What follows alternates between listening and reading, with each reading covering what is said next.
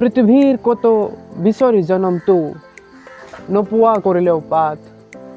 অ মোৰ উপজেঠাই অ মোৰ অসমীয়াই সকলোকে नमस्कार सबको मेरा नमस्कार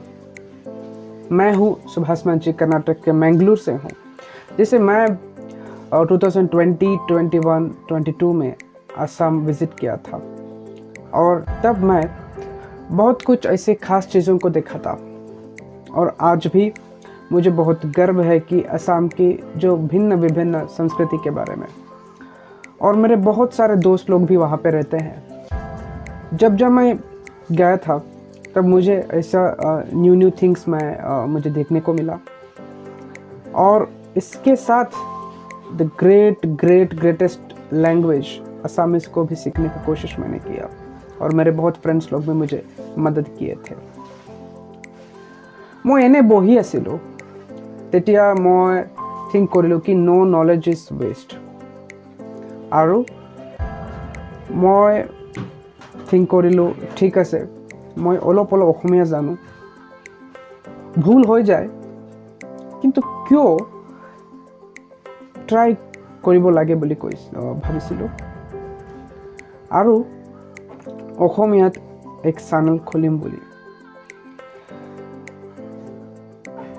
কিন্তু মোৰ ভয়টো বেছি আছে মোৰ ভয়টো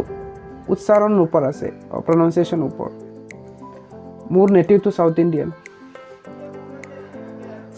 और कन्नड़ा तुलु तमिल तेलुगु मलयालम भाषार प्रनाउंसिएशन तो बेलेग হয় और অসমীয়াৰ प्रनाउंसिएशन तो बेलेग হয় সেই কাৰণে মোৰ ভয়টো আছে যদি মই কিবা ভুল কৰিলে কি হ'ব বুলি সেই কাৰণে মই আপোনাৰ লগতে ৰিকুৱেষ্ট কৰি আছো নিবেদন কৰি আছো যদি মই কিবা ভুল কৰিলে আপুনি মাফ কৰি দিয়ক और मोर प्लान तो आसे साउथ इंडियन और स्पेशल थिंग्स स्पेशलिटीज অসমীয়া लैंग्वेजत दिम बोली অসমীয়া लैंग्वेजत साउथ इंडियन और आमार लाइफस्टाइल फूड कोटे कोटे की आसे मैं आमार South Indian specialities I am going to give you in Assamese language और मैं और एबार निवेदन करि आसो यदि मैं किबा भूल करिले क्षमा करि दियो और आपुनार बंश बंधुबोर लगते शेयर कर दिओ सपोर्ट कर दिओ धन्यवाद और मोर चैनलर नाम तो है इडली पिठा ब्लॉग्स बोली इडली तो साउथ इंडियार बहुत फेमस आइटम है और पिठा तो অসমৰ কি বুলি কয় प्राउड है সেই কাৰণে মই इडली पिठा ब्लॉग्स बोली दिलो बेलेग भिडिओ मैं अपलोड करिम सो प्लीज सब অসমীয়াত বেলেগ অ্যাকসেন্ট অলরেডি আছে আপোনাৰ